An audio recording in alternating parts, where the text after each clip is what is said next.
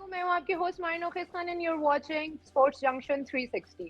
पाकिस्तान ने ऑस्ट्रेलिया को हराया है 22 साल के बाद। इसके ऊपर बात करेंगे। हमारे साथ सुबैल नौखिस मौजूद है। अस्सलाम वालेकुम सुबैल नौखिस। वालेकुम भाई, क्या हाल है आपका? मैं ठीक, आप कैसे हैं? अल्हम्दुलिल्लाह, पाकिस्तान की जीत के बाद काफी बेहतर महसूस हो रहा है।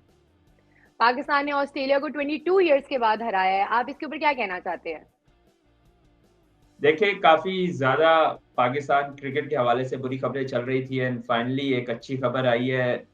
एक तारीखी जीत हुई है पाकिस्तान की ऑस्ट्रेलिया में। 2002 में पाकिस्तान ने आखिरी बार ऑस्ट्रेलिया की सरजमीन पे शिकस्त दी थी। Being a fan, being a analyst, एक खुशी का मौका है, क्योंकि जिस तरह मैंने पहले एक बात बताई है आपको कि कई अरसे से क्रिकेट के हवाले से कई बुरी खबरें पाकिस्तान के इर्द गिर्द चल रही थी। तो फाइनली अ गुड न्यूज़, और काफ़ी ज़्यादा खुश है। और यहाँ पर भी काफ़ी ज़्यादा जो फैन्स हैं, हमने देखा कि उन्होंने काफ़ी ज़्यादा जीत को सेलिब्रेट किया है। और long awaited win for Pakistan, but finally it's here. इस बार की सीरीज में हमें पाकिस्तान में एक यूनिटी दिखी है। पाकिस्तान एज अ टीम खेली है। आप अगर एज कंपेयर टू बाकी मैचेस देखें और टीम को देखें, इस टीम में और पहली टीम में क्या कंपैरिजन करेंगे आप? देखिए, कंपैरिजन कोई भी दो डिफरेंट चीज़ों का कंपैरिजन किया जा सकता है, बट अगर आप अगर इसको एज़ अ होल देखें तो यही बंच ऑफ प्लेयर्स थे जो पिछले गुज़िश्ता 4-5 सालों से पाकिस्तान टीम का हिस्सा बने हुए हैं। बाबर आज़म हो गए, शाहीन हो गए, नसीम शाह हो गए, रिज़वान हो गए। 2021 से आप अगर देख लें, 2022, 23, 24, 3-4 सालों से यही बंच ऑफ प्लेयर्स जो है वो पाकिस्तान की टीम का हिस्सा है और पाकिस्तान की टीम के लिए खेल रहे हैं। बट हमने क्या देखा कि 2021 में जब पाकिस्तान सेमीफाइनल में भी पहुंच जाता है वर्ल्ड कप के, 2022 में पाकिस्तान टी20 वर्ल्ड कप का फाइनल खेलता है, टीम की यूनिटी की चारों तरफ मतलब चर्चे होते हैं, हर बंदा यही बात कर रहा होता है कि पाकिस्तानी टीम बहुत यूनिटी से खेल रही है।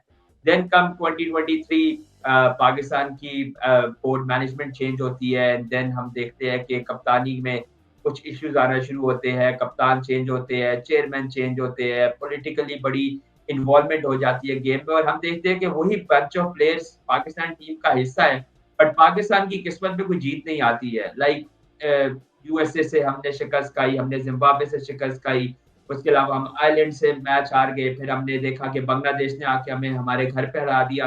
तो गुज़श्ता कई ये पिछले जो स्पेसिफिकली 6 या 8 महीने का टेन्योर था, उसमें हमने देखा कि पाकिस्तान जो है यूनिटी वाइज़ वही प्लेयर, वही दोस्त जिनकी दोस्ती के ताने भी दिए जाते थे बाबर आज़म को, लेकिन देखा गया कि काफ़ी ज़्यादा टीम में यूनिटी खराब है, और जिसकी वज़ह से हमें रिज़ल्ट हम हासिल करने में कामयाब नहीं हो रहे थे। बट फाइनली जब आपने इस सीरीज़ में देखा कि जिस तरह टीम लड़ी है, और ख़ास तौर पे under the captaincy of Rizwan, जिस तरह उन्होंने टीम को लड़ाया, और हमने the moment of the series तो वही था जब हमने बाबर आज़म को देखा, शाहीन शाह का जब उनके बॉल उनके अंगूठे पे लगी तो बाबर आज़म भागते हुए आए और उनके अंगूठे को मालिश की या जो भी किया, लेकिन उन्होंने कोशिश की कि जल्द से जल्द शाहीन शाह का अंगूठा ठीक हो। तो वहीं पे समझ आ गई थी कि टीम में वो जो 2 खिलाड़ी आपस में कई वर्ल्ड कप में और कई मैचेस में हमने देखा कि एक-दूसरे से गले नहीं मिल रहे थे, बात नहीं कर रहे थे, बट फाइनली 2 स्टार प्लेयर्स हैं पाकिस्तान के, दोनों बहुत बड़े नाम है पाकिस्तान के, फाइनली उन दोनों में भी यूनिटी देख के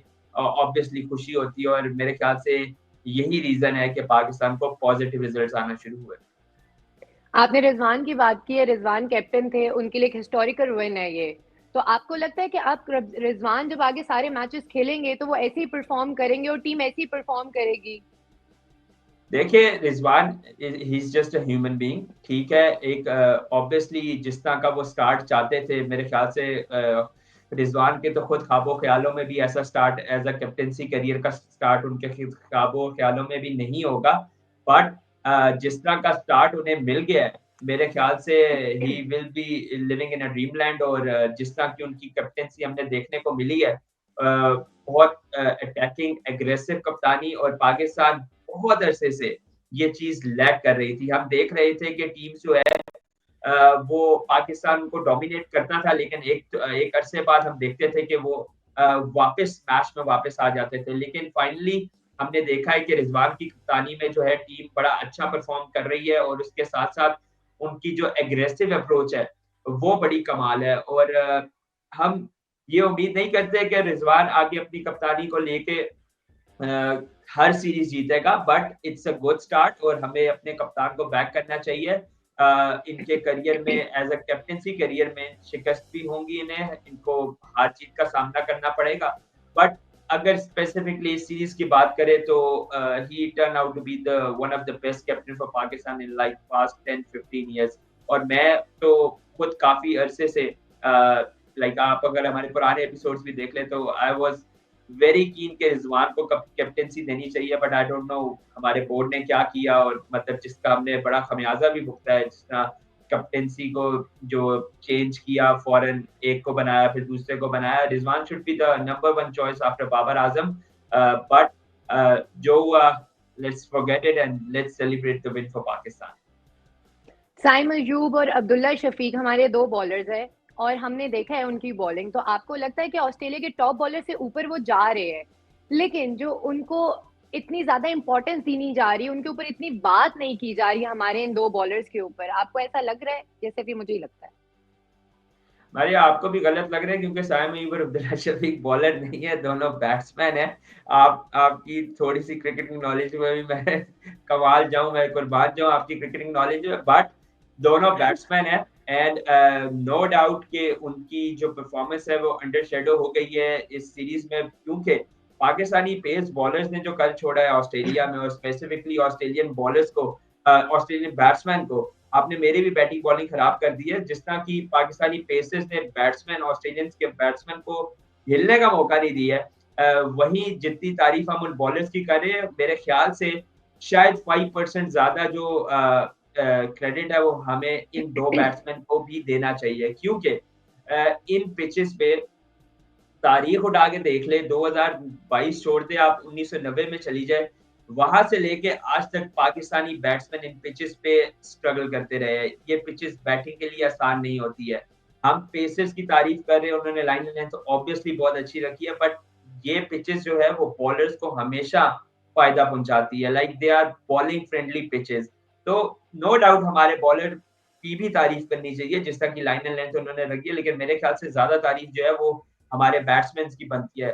160 170 ऑस्ट्रेलियन पिचेस पे with bowling attack like Starc, Cummins, Hazlewood, that's not easy, but जिस तरह साइम अयूब और अब्दुल्ला शफीक, अभी ये रिलेटिवली नए खिलाड़ी है, ये उतने एक्सपीरियंस खिलाड़ी नहीं है जितने बाबर या रिजवान है, बट स्टिल जिस कॉन्फिडेंस के साथ उन्होंने बैटिंग की है, जिस तरह उन्होंने पाकिस्तान को स्पेसिफिकली सेकंड ओडीआई में 137 रन की पार्टनरशिप, फिर थर्ड ओडीआई में 84 रन की पार्टनरशिप, मुझे लगता है कि जितना क्रेडिट इन दोनों बैट्समैन को देना चाहिए उतना क्रेडिट इनको मीडिया के थ्रू मिल नहीं रहा है।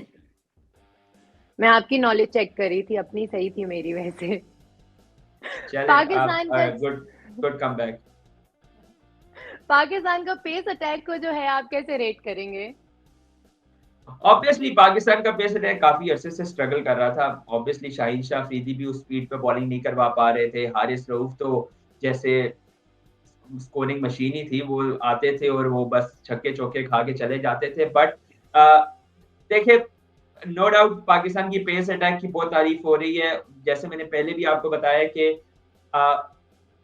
बॉलिंग फ्रेंडली पिचेस थी, फिर भी अच्छी बॉलिंग की है। I am not taking the credit away from our fast bowlers, but Australian pitches पे आप ऐसे एक्सपेक्ट करते हो कि आपके पेस अटैक ऐसे ही बॉलिंग करवाए, बट असल पता तब चलेगा जब इस तरह की कंडीशंस नहीं होगी। सही टेस्ट उन बॉलर्स का तब होगा। बट मेरे ख्याल से पाकिस्तान को अब ये खास तौर पे जो लास्ट इंग्लैंड के साथ टेस्ट सीरीज जीते और ये जो वनडे सीरीज ऑस्ट्रेलिया के साथ जीते, मेरे ख्याल से मैनेजमेंट और कप्तान को ये चीज बड़े अच्छे तरीके से समझ आ गई होगी कि हमें टीम सिलेक्शन जो है वो कंडीशन बेस्ड करनी है। अगर हम साउथ अफ्रीका जा रहे हैं, हम ऑस्ट्रेलिया जा रहे हैं, तो हमें पेस अटैक अपना स्ट्रॉन्ग करना है। अगर हम सब कॉन्टिनेंट की पिचेस पे खेल रहे हैं तो हमें अपना स्पिन अटैक अच्छा करना है। ये जो पिछले 3-4 सालों से चल रहा था कि बस एक ही 11 प्लेयर्स हमने सेलेक्ट किए हुए, उन 11 को ही हर हर मतलब मुल्क ले जाते हैं, हर सीरीज में ले जाते हैं, उन्हीं 11 प्लेयर को खिलाए जा रहे हैं। मेरे ख्याल से मॉडर्न क्रिकेट में आपके पास कम से कम 15 नहीं बल्कि 30 प्लेयर का स्क्वाड होना चाहिए, जो कंडीशंस के वाइज आपके वो प्लेइंग 30 हो, प्लेइंग 11 छोड़ दे, आपके वो प्लेइंग 30 होने चाहिए, और वो जिस जिस कंडीशंस के हिसाब से जो जो सा बॉलर सूट करता है, आपको वो बॉलर्स और वो बैट्समैन उन सीरीज के टूर पे लेके जाना चाहिए। इंडिया ने पाकिस्तान आने से मना कर दिया चैंपियन ट्रॉफी के लिए। आप क्या सोचते हैं कि इंडिया ने ठीक किया और पाकिस्तान का रिस्पॉन्स क्या होना चाहिए टुवर्ड्स इंडिया? क्योंकि हमें पता है पाकिस्तान जो है वो जब भी इंडिया को इनवाइट करते हैं, इंडिया कुछ ऐसा ही करता है। कभी वो कहता है कि सिक्योरिटी थ्रेट्स है, कभी वो उसके कोई अपने पर्सनल ग्रजेस चल रहे होते हैं पाकिस्तान के। So what do you think this time Pakistan को कैसा रिस्पॉन्स करना चाहिए? देखिए, पहले तो एक चीज समझ लें, इन दोनों चीजों के दो एस्पेक्ट्स हैं। एक एस्पेक्ट, एक पॉइंट ऑफ व्यू इंडिया का है और एक पॉइंट ऑफ व्यू पाकिस्तान का है। देखिए, इंडिया नो डाउट एक बहुत बड़ी इकोनॉमी है क्रिकेट की, और आईसीसी मातहत है बहुत ज्यादा इंडियन क्रिकेट बोर्ड के। But when it comes to जो रूल्स है और जिस तरह पाकिस्तान को होस्टिंग राइट्स दिए गए हैं, तो आई थिंक इंडिया को यहाँ ऑब्वियसली आना चाहिए, क्योंकि आईसीसी का इवेंट है। यहाँ पर जब ऑस्ट्रेलिया जैसी टीम आ रही है, यहाँ पर जब इंग्लैंड जैसी टीम आ रही है, न्यूजीलैंड जैसी टीम आ रही है, तो इंडियन क्रिकेट टीम आसमान से नहीं उतरी है। बट अगर इंडिया के पॉइंट ऑफ व्यू से देख लिया जाए, तो उनकी क्रिकेट में और पाकिस्तान की क्रिकेट में, इन दोनों क्रिकेट बोर्ड्स में पॉलिटिकल इन्वॉल्वमेंट बहुत ज्यादा है। और उनके अगर क्रिकेट बोर्ड चाहे भी, तो वो लाइक इंडिपेंडेंट होकर डिसीजन नहीं ले सकते हैं। जिस तरह अभी भी जो ईमेल पाकिस्तान क्रिकेट बोर्ड को मौसूल हुई है, उसमें यही लिखा गया कि इंडियन गवर्नमेंट ने इजाजत नहीं दी है। और जो कॉन्ट्रैक्ट्स है for the ICC Champions Trophy, उसमें बात वाजे तौर पे लिखी गई है कि countries will come to play Champions Trophy if their governments allow them. तो अब इंडिया की जो गवर्नमेंट है, उन्होंने डिसअलाउ कर दिया। अगर इंडिया के पर्सपेक्टिव से देखा जाए, अगर उनको सिक्योरिटी कंसर्न्स है, तो उनका पूरा राइट है कि अगर उनको अपने प्लेयर्स की सिक्योरिटी, जो कि ऑब्वियसली इसमें पॉलिटिकल इन्वॉल्वमेंट है, इसमें कोई दो राय नहीं है। बट अब इसमें वो अपने तरीके से, अपने हिसाब से ठीक बात कर रहे हैं कि सिक्योरिटी थ्रेट्स है, वो नहीं आना चाहते, दैट्स देयर कॉल। ठीक है, हम उनको जबरदस्ती तो नहीं कह सकते कि आप आए। बट अब पाकिस्तान को इस पे क्या स्टांस लेना चाहिए, that's very important.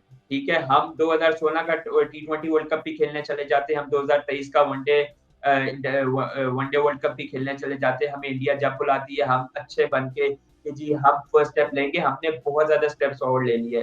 This should and now. अब मैं ये नहीं कहता हूँ कि इंडिया को पाकिस्तान जरूर आना चाहिए। आपको सिक्योरिटी थ्रेट है, ऑल राइट, आप ना आए। पाकिस्तान को एक तो इंडिया क्रिकेट टीम से खेलने का बॉयकॉट करना चाहिए, जब इन दोनों, ये बहुत बड़ा रेवेन्यू जनरेट करते हैं। जब ये टीम्स आपस में नहीं खेलेगी, तो आईसीसी, एशियन क्रिकेट बोर्ड, इन सबको थरथली मच जाएगी। फर्स्ट स्टेप पाकिस्तान का स्ट्रेट अवे होना चाहिए। पाकिस्तान को 2 पॉइंट लूज करने पड़ते हैं, पाकिस्तान को ब्रॉडकास्टर्स के पैसे देने पड़ते हैं। Whatever Pakistan has to do, self respect से बड़ी कोई चीज नहीं होती है। सेकेंडली, जो भी इंडिया में आईसीसी का इवेंट या एशियन क्रिकेट बोर्ड का इवेंट है, पाकिस्तान को उससे बायकॉट करना चाहिए। पाकिस्तान को भी सेम चीज रखनी चाहिए, क्योंकि हम बहुत बार फर्स्ट स्टेप ले चुके हैं कि जी हम चले जाते हैं। क्योंकि 2023 के वर्ल्ड कप में पाकिस्तान इसी गारंटी पे इंडिया खेलने गया था कि चैंपियंस ट्रॉफी के लिए इंडिया यहाँ पर आई थी, जबकि बात काफी हद तक वाज़ेह थी कि इंडिया पाकिस्तान खेलने नहीं आएगी। तो मेरे ख्याल से पाकिस्तान को अब एक बोल्ड स्टेप लेना चाहिए। और जो कि खबरें चल रही है, जो पाकिस्तान क्रिकेट बोर्ड के चेयरमैन है मोहसिन नकवी, उनकी जानिब से भी एक खबर आई है कि पाकिस्तान इंडिया से खेलने का टोटल बाइकआउट करेगा। और अगर पाकिस्तान ये करने में कामयाब हो जाते हैं, जो कि बहुत बड़ा स्टैंडर्ड, बहुत बड़ा डिसीजन है, but if Pakistan able to do it, तो मेरे ख्याल से this is the right decision. लेकिन आपको पता है कि पाकिस्तान और इंडिया का जो मैच है वो सबसे ज्यादा देखा जाने वाला मैच है। अगर पाकिस्तान बाइकआउट कर देगा तो आपको नहीं लगता कि दोनों कंट्रीज के लिए ये एक बहुत बड़ा लॉस है? रेवेन्यू में भी उनके लॉस हो सकता है, हो सकता क्या होगा? तो बाइकआउट देखिए, करना। इट डजंट मैटर मारिया, जिस तरह मैंने आपको बताया है कि देखिए, सेल्फ रिस्पेक्ट से बड़ी कोई चीज नहीं है। ये हर इवेंट का मजाक बन गया है कि जी इंडिया पाकिस्तान आएगी कि नहीं आएगी। मैंने जिस तरह बोला है, उनके अपने जो इश्यूज है वो अपनी जगह ठीक है, बट आई गेस सिक्योरिटी का इतना कंसर्न नहीं है जितना पॉलिटिकल कंसर्न है। और मैं वही बात कर रहा हूँ कि जब ऑस्ट्रेलिया, न्यूजीलैंड, इंग्लैंड जैसी टीमें यहाँ पर आ सकती है, तो व्हाई नॉट इंडिया। और बीइंग अ पब्लिक, लाइक अगर आप पब्लिक को देखा जाए, तो इतना इतना प्यार मोहब्बत जो है वो ऑस्ट्रेलियन या इंग्लैंड प्लेयर को नहीं दिया जाता है, जितना पसंद हम इंडियन क्रिकेट टीम को करते हैं। जितने फैंस विराट कोहली के पाकिस्तान में है, रोहित शर्मा के पाकिस्तान में है, तो इतने फैंस मिचेल स्टार्क या कमिंस के नहीं है पाकिस्तान में। तो मेरे ख्याल से अगर उनका राइट है ये डिसाइड करने का कि वो पाकिस्तान आएंगे या नहीं आएंगे, तो पाकिस्तान का भी राइट होना चाहिए कि वो इंडिया के साथ खेलेंगे या नहीं खेलेंगे। दैट्स इट, सिंपल सी बात है। चले, इसके ऊपर तो बात होती रहेगी। अब ये देखते हैं कि क्या इसके ऊपर बात करते हैं और क्या लोगों की अपनी राय और पाकिस्तान क्या फैसला करता है। वनडे सीरीज के बाद हमारी T20 सीरीज आने लगी है, तो आपको लगता है कि पाकिस्तान जो है, ये जो जीत इसने अभी स्टार्ट की है, ये कंटिन्यू रखेगा T20 सीरीज के अंदर भी और बिल्कुल ऐसे ही खेलेगा? देखिए, वनडे सीरीज एक लंबा फॉर्मेट है और इसमें आपके डिसीजंस बड़े मैटर करते हैं और आपके पास मौके, इवन आप इफ अगर आपके हाथ से गेम निकल भी जाए, आप उसको वापस कैच अप कर सकते हैं। But T20 is a very unpredictable game, उसमें आप कुछ भी प्रिडिक्ट नहीं कर सकते। नो डाउट पाकिस्तान की टीम इस टाइम पे बहुत अच्छे फॉर्म पे है और हमारे पास अच्छे पेसर्स हैं जो ऑस्ट्रेलिया को ऑब्वियसली जिसका वनडे सीरीज में हराया। बट T20 सीरीज एक बहुत डिफरेंट फॉर्मेट है। रिजवान के पास टीम भी डिफरेंट होगी। ये same team, more less same player है, बट काफी हद तक नए प्लेयर्स भी होंगे। तो उसमें हम यही उम्मीद लगाए कि शायद वनडे सीरीज में हरा दी, क्योंकि ऑस्ट्रेलिया को ऑस्ट्रेलिया में हराना इतना आसान काम नहीं है मारिया। ये पाकिस्तान ने एक बहुत बड़ा एक किस्म का मुआवजा ही किया है, टू बी रियली ऑनेस्ट। तो अगर हम अब एकदम से रिजवान के ऊपर ये प्रेशर डाल देंगे कि अब ये T20 सीरीज भी जीतेगा, तो इट्स नॉट पॉसिबल। जीत जाए बहुत अच्छी बात है, मुझे भी खुशी होगी, आपको भी खुशी होगी, ऑब्वियसली पूरे पाकिस्तान को खुशी होगी। बट वनडे सीरीज हराने का मतलब बिल्कुल भी ये नहीं है कि आप पाकिस्तान T20 में भी ऑस्ट्रेलिया को पछाड़ के रख देगा, क्योंकि ऑस्ट्रेलिया की भी टीम मैक्सवेल जैसे प्लेयर उसमें है। नो डाउट हारिस रऊफ ने उनको पकड़ के रखा वनडे सीरीज में, बट छोटे फॉर्मेट में आपको एक या दो प्लेयर्स की अच्छी परफॉर्मेंस चाहिए होती है और आपके हाथ से मैच निकल जाता है। तो it's not easy to predict कि T20 सीरीज कौन जीतेगा। पहला मैच गावा में खेला जाएगा, आई गेस पाकिस्तान वहां पर एडिलेड में, ऑस्ट्रेलिया की टीम बहुत स्ट्रांग होगी और पाकिस्तान के लिए वो थोड़ा सा जीतना मुश्किल होगा। बट बाकी दो मैचेस में आई थिंक पाकिस्तान जिस तरह की फॉर्म में है और जिस तरह के नए खिलाड़ी है पाकिस्तान स्क्वाड में, मे भी कोई ना कोई खिलाड़ी क्लिक कर जाए। पाकिस्तान के T20 में आपको क्या लगता है कौन से की प्लेयर्स होने चाहिए? पाकिस्तान को किसको ऊपर रखना चाहिए, किसको नीचे रखना चाहिए, किसको रखना चाहिए T20 के अंदर? देखिए, हाल करंटली पाकिस्तान की परफॉर्मेंस है, मेरे ख्याल से तो सबको ऊपर रख देना चाहिए। मतलब जो काम उन्होंने कर दिया, that's quite amazing. But T20 में मेरे ख्याल से देखिए मेनली आपके वही बैट्समैन है, बाबर है, रिजवान है। साइम अयूब अनफॉर्चुनेटली इस सीरीज में नहीं खेल रहे हैं, बट उनकी जगह साहिबजादा फरहान है और आई गेस अब बाबर और रिजवान की दोबारा अच्छी दोस्ती हो गई है, तो शायद ये दोनों ही ओपन करे पाकिस्तान के लिए। तो ऑब्वियसली जो मेन बॉलर्स है हमारे, नसीम शाह है, शाहीन शाह अफरीदी है, ये तो ऑब्वियसली खेलेंगे ही खेलेंगे। बट नए खिलाड़ियों में काफी ज्यादा नाम है। उस्मान खान पाकिस्तान के लिए खेल चुके हैं ऑलरेडी, बट एक उनका भी नाम आ रहा है कि शायद वो भी वन डाउन मतलब कोई टीम में शमूलियत की जाए। उसके साथ साहिबजादा फरहान का बड़ा नाम है। बट मेरे ख्याल से मुझे जो लग रहा है कि इस सीरीज T20 सीरीज में अगर पाकिस्तान के लिए कोई स्टार उभर के सामने आ सकता है, तो वो जहादान जो लाहौर कलंदर की तरफ से खेलता है। मेरे ख्याल से वो एक फास्ट बॉलर, एक ऑलराउंडर है और एक वो बड़ी अच्छी ऑप्शन हो सकती है पाकिस्तान के लिए अगर उसको मौका दिया जाता है।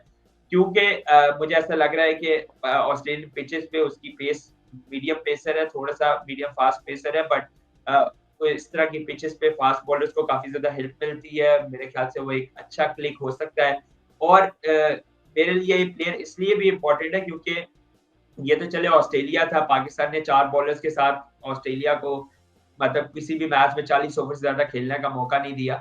बट पाकिस्तान को जेन्युइनली एक फास्ट बॉलर ऑलराउंडर चाहिए टीम में और मेरे ख्याल से अच्छी हिटिंग करते हैं। लाहौर कलंदर में हमने देखा है कि इन्होंने काफ़ी ज़्यादा अच्छी हिटिंग की है। बॉलिंग भी अच्छी करवा लेते हैं, तो मेरे ख्याल से एक अच्छा ऐड ऑन हो सकता है पाकिस्तान की टीम में अगर पाकिस्तानी मैनेजमेंट और कप्तान इसे मौका देते हैं।